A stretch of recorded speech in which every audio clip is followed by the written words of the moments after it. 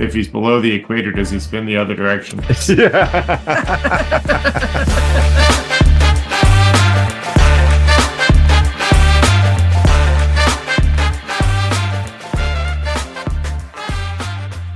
Welcome to amorephillyunion, the podcast where we share our love for the union, for soccer, and for all those things that unite us as fans of the game and each other. We are your hosts. I'm E. I'm C. And I'm Paul. All right, we got a couple things to discuss here. We're doing a little special episode here, so bear with us. First, let's talk about the Help Us Help the You challenge. We've just completed week 1. Where we put out our challenge to you guys to add us on the various social media platforms, and if we reach our goal, we'll mark it off as a success. If we don't, it's not, and we did not meet our goal last week. So as the score goes, it is 0-1.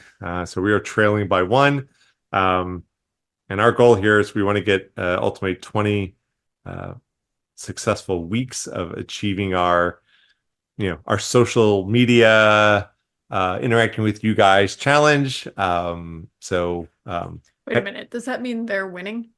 If you frame it like that, they're never gonna No, they're on our team, guys. We're losing. We got to pick up the pace here, fellas, okay. Gals, and everybody. We got to with early in the season, so still got time. So we're gonna give this another go this week. Coming up for week 2. Union will be facing Sporting Kansas City. So second week of the season, second week of the Help Us Help You challenge. There's another reason for the number 2. I can't remember. But so that's our challenge for you guys on the various social media platforms, Threads, Instagram, and Twitter. And Twitter/X.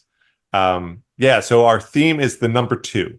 So you want to flash a peace sign, and add us with it. Picture of your 2 pets. 2 pets, 2 big plates of Kansas City ribs. I don't know, whatever works. 2 big cheesesteaks. 2 big cheesesteaks. Nice.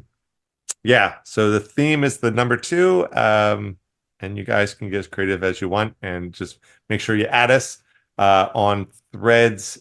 Actually, what were amorephillyunion on everything but Twitter, which is amorephillyu. Amorephillyu. Keep it clean. Yeah, keep it clean. I realize it's a family podcast. I realize I'm saying the number 2 a lot. I'm like, oh boy, we're literally we're really asking for it. So let's give another week. So we're looking for, again, we're gonna keep the number at 3. We're looking for 3 ats on whatever platforms, and you don't have to wait till the day of the game. Just sometime between when this episode gets released and next week, add us. You don't have to wait till the game day. Although that's totally cool if you want to. So there we go. And then as always, help us help the you. Help us help the you. And as always, if you just want to go to the Philadelphia Union Foundation and just donate directly, you can do so at www.philadelphiaunionfoundation.org, and there's a donate button there. You can go ahead and do that. All right, we are game 1 complete for the Union. This past Saturday, the Union welcomed from the Windy City, Chicago Fire, and are they the Windy City? Yeah, they're the Windy City. Yes, they are. The Windy City. And so the weather was appropriate, as it was very cold. Extremely cold. Very cold. Yeah. C and I were at the game. I was, we're figuring out what level of clothing to wear, and you don't want to get too bundled up, just want to be comfortable, but you also don't want to be Ralphie's little brother from A Christmas Story. But when we were at the game, put my arms down. When we were at the game, there was this woman sitting in front of us, full body winter onesie. And man, I was so jealous. I'm like, jealous. Oh, she had the red idea. And it was even the right color. It was blue with gold trim. So maybe I have to keep that in mind. I was disappointed in myself because I was raised on a mountain by a huge LL Bean devotee, and I was close to appropriately dressed, but not fully. I was not prepared. It was cold. And then you watch the guys running around on the field in shorts and t-shirts. It didn't help anything. Yeah, it might as well have been drinking an icy drink. Yeah. You know, watching that. But and they were still walking around saying ice cold beers. Yeah. Like, you gotta be kidding. You gotta change the pattern, man. Like, Where's the hot chocolate guy? I mean, Well, when he came around our section and he announced that, there was some guy yelling behind us, "You got a hot beer?" yeah. So which I'm not sure what's worse, drinking a cold beer when it's cold out or just drinking a hot beer. Still. Anyway, Anyway. chilly weather. So yeah, the Union welcomed Chicago. Yeah, the lineup was a couple little surprises in the lineup. Right. Well, obviously, Semmle was the big one. Yeah. But I guess Blake picked up a strain in training. So No, it was at the Deportivo. was it at Saprissa? Okay, so yeah, that's what Curtin said in one of the articles and I had noticed that Blake was not taking all the goal kicks in the second half of that Saprissa game. That's right, I remember that. So apparently afterwards they did determine that it was an adductor injury. So hopefully it's minor and he'll be back quickly. But yeah, it's definitely a shame not to have him for the first game. And related to all that, it was a nice, interesting surprise with the selection of our new captain. Yes. Yeah, Glesnes. Yeah, I thought it was a great decision, great selection. You know, he's got the bona fides for it. He's got the presence for it. Presence. He's got the presence on the field for it. And I mean, out of everybody, there's really no question. Yeah. That's who I mean, you could almost have seen Martinez or Gazdag getting an option to take it, but Martinez would be too hot-headed and you'd be worried about him getting a red card. Yeah. And then Gazdag, I think you're right. See that he just doesn't have the presence that Glesnes has on the field. Yeah. I mean, obviously the other team pays a lot of attention to Gazdag, but I don't know. The fact that Glesnes is like 6 inches taller helps. I mean, just sort of that dad energy that that I think a captain has to have some of. Yeah. I think Glesnes out of all of them was the right choice. I did think about Martinez, but I thought that could just be turned into really entertaining, but absolutely chaotic situation. He'd have an excuse to talk to the ref, that's for sure. Yeah. I think he'd actually they'd have to let him get away with a little more as captain. Exactly. Absolutely. It'd be a little bit of additional insurance for Martinez. There might not be much playing. It might just be him yelling at the ref, especially when you have the backup refs right now. Right. So, yeah. But we can get into that. Sure. Well, one last thing before we move off about Blake not starting and Glesnes taking the armband was that Semmle is the 15th goalkeeper to play for the Philadelphia Union in year 15. Hey. Wow. Yep. He should have had double XVs on. Yeah, right. That must say something, having we're averaging one goalkeeper a year. I don't know. That seems like a lot to me. That does seem a lot now they say that out loud. I was thinking because Blake's been at the helm for so long. Especially since Blake has done it for a long time and McMath has done it. Yeah, that's true. We had one very chaotic season, you'll remember, where it seemed like a new one a week. I know. Yeah, that whole string of injuries and Mondragon, Chris Seitz. That Sylvester guy who was the USL player. Mark Sylvester. Yeah. I think that probably accounts for a good number. Bendick. Bendick, yeah, sure. All right, maybe be curious to see what other teams' numbers are, but again, that requires doing homework and yeah. All right, well, should we jump into the talk about the game here? Since we're talking injuries, it didn't take long for one to happen in this game. Yeah. 5 minutes in, and one of the big signings that the commentators kept talking about for Chicago, Gutman on defense, just mid circle, not in contact, just grabs his leg and falls to the ground. Yeah, and that's never a good sign. I mean, one, so early in the game. Two, like you said, no contact. It's like, oh, that's not going to be good. I mean, you can almost hear the Chicago Fire's coach going, "What the F do I have to do to get a team sanction?" Yeah. You know? It was interesting too when the medics came out, the physios came out, and they kind of worked on him a little bit and slowed the game down, of course. Um, and then he was able to walk off the field, off the pitch there. So he was walking off at the midfield, at the the midfield line, and Curtin came over to shake his hand and everything, which I gave him a hug. Oh, did you give him a hug? Okay. Yeah. I kind of wonder if Gutman, because I think he's from the Chicago area. Oh, so I right. wonder if while Curtin was there in Chicago playing for the Fire, if he may have run into the kid when he was a kid. Yeah. Playing in the Fire's program. Yeah, maybe. Yeah. But I have to ask now, when they subbed on Gaspar, how many times did you keep hearing them saying Casper? I think the I one heard joke, it like every time they mentioned his name, I kept thinking Casper. Yeah. Well, the joke was they swapped a Casper for a Gasper. Yep. So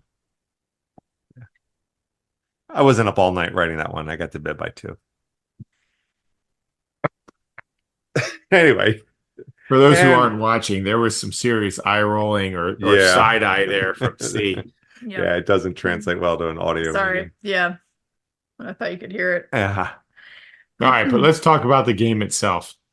Yeah, it was an interesting game. I mean, it was kind of an evenly matched game, I thought, much more so than I wanted. Yes. I agree 100%. I was expecting only to have to turn my head in one direction, in the direction of the Chicago defense, but no, it was definitely a back and forth. The Union seemed, calm, cool, collected. There was no, they were working the game. But it was. I thought they were aggressive, but Chicago took their shots when they could. They cut up the field when they could. Yeah, and they got on the board first in the 39th minute there. Only goal of the first half. Yeah, and it was a little deflating. I was expecting... It felt like it was pretty against the run of play. Like, I mean, yeah, it was Chicago definitely seemed to be trying to strike on the counter. Yeah, it actually felt like we talked about this last season. I felt like the Union were kind of like playing themselves. They're playing a team that had a similar strategy, where they were, going to play more of the counter, not worry about possession. In fact, when we got to the halftime and they showed the stats up on the big old video board, it showed like Union with like 50-something% possession. And I was, jokingly I said to Chris, like, "Oh, there's our problem right there. We gotta make sure Chicago gets the possession, and let us play our counterattack game." Yep. But yeah. Gutierrez, he scored from the right side of the Union 18-yard box, just outside. The 2 defenders move in to challenge him, and he split them and just beat Semmle top shelf. Just blew it past him. So it was a really nice strike, unfortunately, against the Union. But so that was the end of the first half. There was a yellow card for Pineda in Chicago. I don't remember the foul, but he got a yellow card. But I think it's worth mentioning, right? This game was being reffed by non-MLS Union refs. Non-pro, which stands for Professional Referee Organization, something like that. Something close to that. Yeah, because there is a lockout right now, a disagreement on contracts and other issues. So these are broadly speaking, these are refs who are coming up from lower soccer leagues to ref. Yeah, I'm not sure how that works, because I do remember seeing their badges and it did say pro on their chest. Maybe it did, or maybe I imagined it, to be honest. I thought it said pro. Sure. Yeah, I'm not sure where the division lies. Yeah. However, they are not typically refs who do MLS matches. Yeah. I think that's safe to say. Yeah. The ins and outs I'm can't fully relate to you, but at the same time, I didn't notice anything.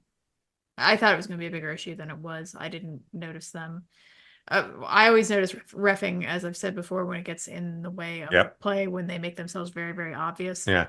Our family friend always said that, if you don't notice the reffing, they're probably doing a pretty right. good job. So I didn't really notice the reffing. If anything, I think maybe they're being a little bit careful at certain points. Yeah. You can talk about it later, but with the Chicago keeper, gave him more chances than he might have gotten with some other refs. But I didn't really notice it being an issue. I don't know what it looked like from home. Yeah, no, I thought that they did a fine job. Yeah. There were no egregious misses, in my opinion. I mean, certainly would love to get support from the referees more than you do, but on the whole, I was okay with it. Yeah. I'm happy, but they did fine. Yeah, I agree. I remember at the first half, I remember thinking like, all right, yeah, they are doing exceedingly adequate work. It's like you said, you don't want to notice the referees. Exactly. For the most part, we didn't. Yep, exactly. Yeah. Okay. Then coming out in the second half, first Union equalizer came in the 55th minute, and it was off the foot of. Well, the first equalizer actually came a little before that, if I remember right. But it was called offside, and honestly, it was offside, unfortunately. But yes, the actual equalizer. Go ahead, you can describe this one if you remember it. Well, it was interesting because the first goal that went in, everybody was duping it up, and then,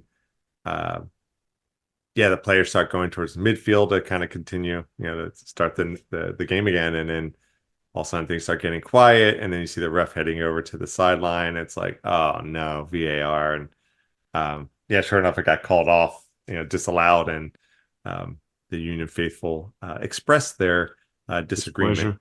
And so that mistake was fixed fairly shortly thereafter, with Aura getting the first official goal of the game, and I guess end of the regular season.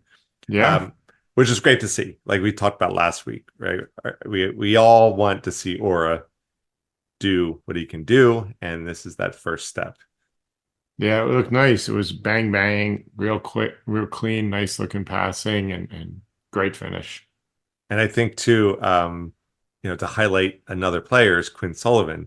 Yeah, he was very active in this game. I felt like every time I was, watching a play unfold, he was involved, and he was definitely involved with this Aura goal. In fact, he got the assist for it. Yep. Yeah, and he took a shot from distance that didn't miss by a whole lot. Yeah, earlier on. Yeah, he was definitely all over the field in this game. I don't know if it's because he's more comfortable playing in the midfield, that right side of the diamond, where he's kind of given a little more freedom to roam rather than playing up top, which is not necessarily a position that he normally plays. Yeah. But he looked really dangerous, was making real nice connections. You could definitely see the chemistry between him and the midfielders, as well as him and Ariel. And then the crosses on the ground to the strikers were really nice.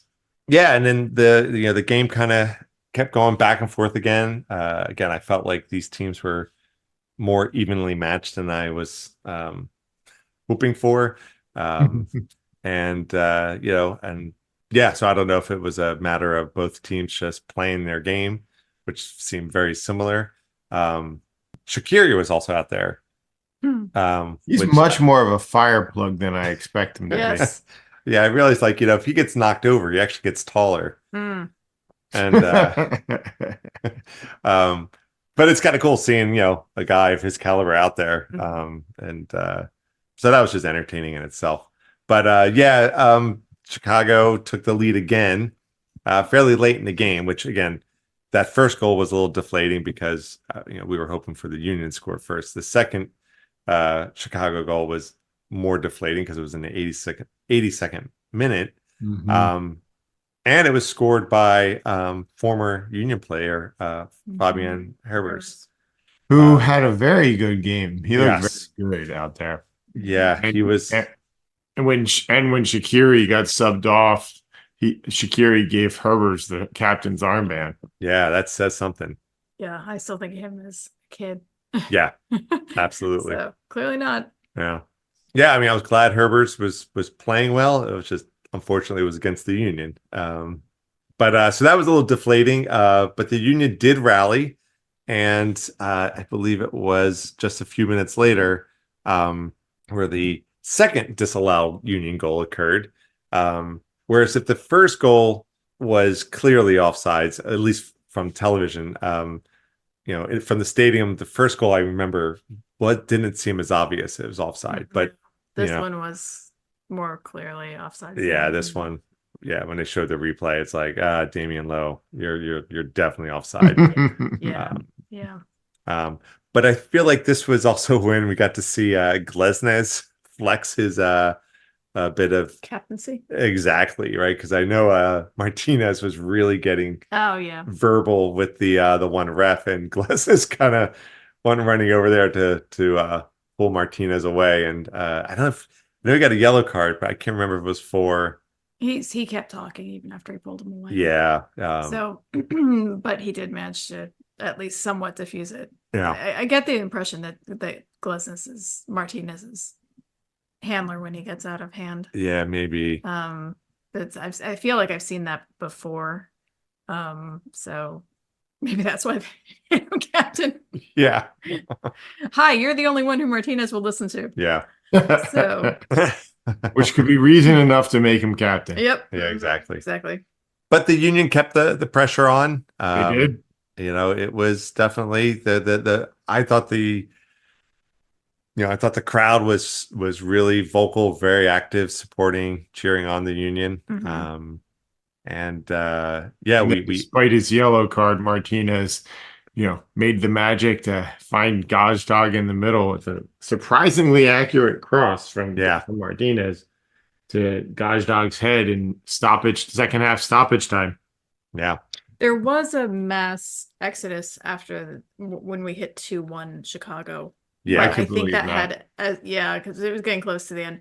But it was also cold. We were losing. Cold. Yeah. It was miserable. It was truly probably the most miserable game I've been to. I was still sick, so it probably wasn't the smartest thing for me to do. So I had other issues I was dealing with. But it was truly cold. I know it's not the worst weather game they've ever had by any stretch. Sure.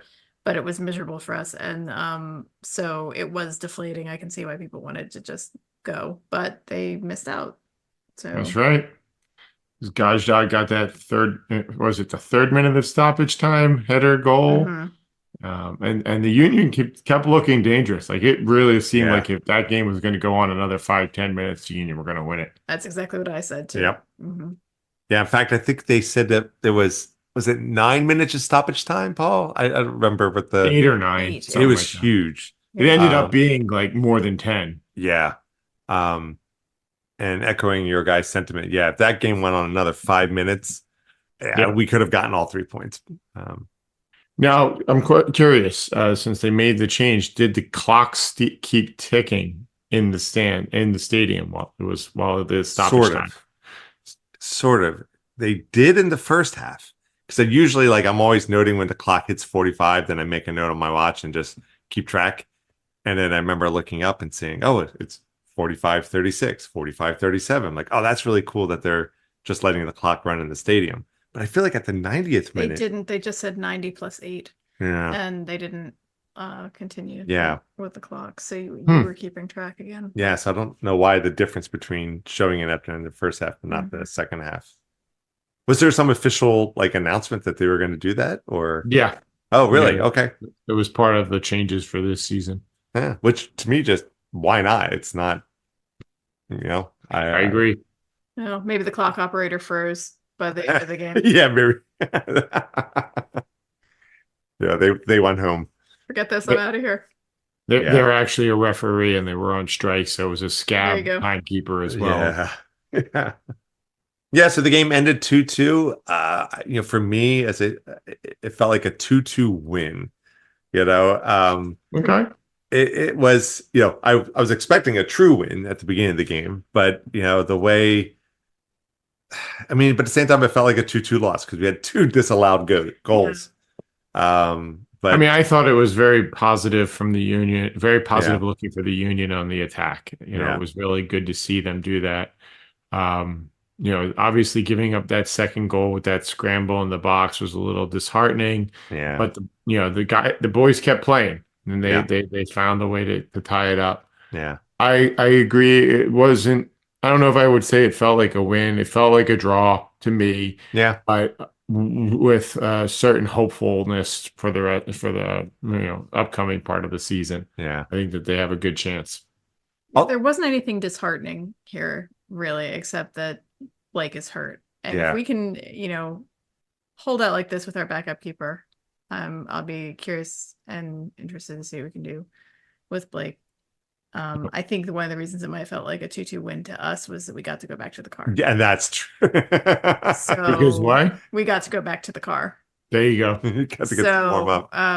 But truly it wasn't, I think it felt like a win because the end was very exciting. Yeah. When you're there and That makes they're sense. coming back like that. And it's always good, I think, as a long time Union fan, I mentioned this before as well, but to see them not lose hope.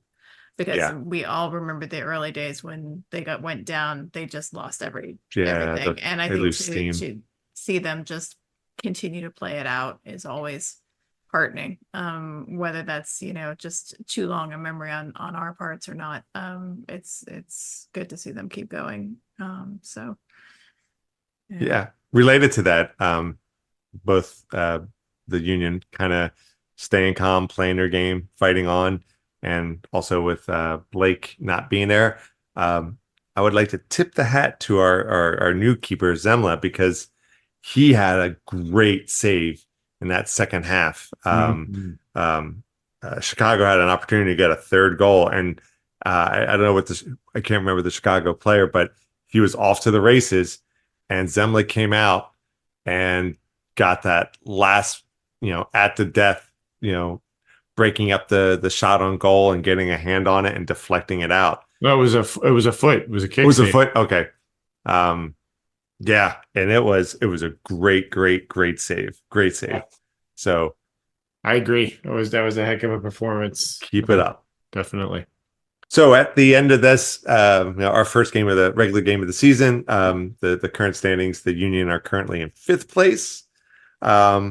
It's could be worse, could be better, but could be worse. well, and it's meaningless at this point. Yeah, and it's So also meaningless. That's also Yeah, good. absolutely. So here's hoping for better results and warmer weather going forward. That would be nice. So before we completely move away from the Chicago game, did notice that there is a new healthcare partner for the Union, Penn Medicine, which is obviously great Philadelphia institution. Had been Crozier Health, and Crozier Health near and dear to my heart. So welcome Penn Medicine. Yeah. Very cool. And then in roster changes, Joaquin Torres, who came on so hot early last season, has been loaned to a club in Chile called Universidad Católica. So I assume that's not literally a college team, that's just a name. That would be odd. But so it's a loan. We'll see what happens from there. But good luck to him. I hope he gets lots of playing time. Yeah, exactly. Good player. That'd be great. So nice to see if the Union could get something significant for him, or have him come back feeling playing even better. Maybe those spin moves down there will work. There you go. I wonder if he's below the equator, does he spin the other direction? Yeah. Actually, I was thinking the same exact thing. Oh man. Okay. So the Union's next game coming up is this coming Saturday, I believe. Yes. And they'll be traveling down to Kansas City to face off against Peter Remise and this crew. Exactly. So MLS's Dennis Quaid. Exactly. MLS's Dennis Quaid. Very good. I mean, again, it's so early in the season, it's not even probably worth mentioning this, but Kansas City is in 6th place in the West. They drew against Houston Dynamo in their first game. So Ooh, they're worse than us. So yeah, we'll see what happens. Yeah, and again, feel free to use that as a jump off point for our Help Us Help the You challenge this week. And as always, if you want to get in on our discussions and share any ideas, you can definitely reach out to us. Our website is amorephillyunion.com. Yeah, and you can definitely email us at pod@amorephillyunion.com. And don't forget, so this week, our Help Us Help the You challenge, we're looking for 3 hats from all you guys. Again, second game against Kansas City. The theme is the number 2. So however you want to play that, post on your socials and add us. And you can add us at on Twitter or X. We are amorephillyU. Instagram and Threads, we are amorephillyunion. You can't add us on YouTube, but you can still check us out on YouTube. We are amorephillyunion there. We're continually adding to our fun little Spotify playlist, and you can find that under amorephillyunion there as well. Yeah, so we appreciate it, and keep downloading our podcast where you get yours, Google, etc., Spotify. And yeah, just keep downloading, sharing, spreading the word. So thanks for listening to another episode of Amore Philly Union. We are your hosts. I'm E. I'm C. I'm Paul. Go Union!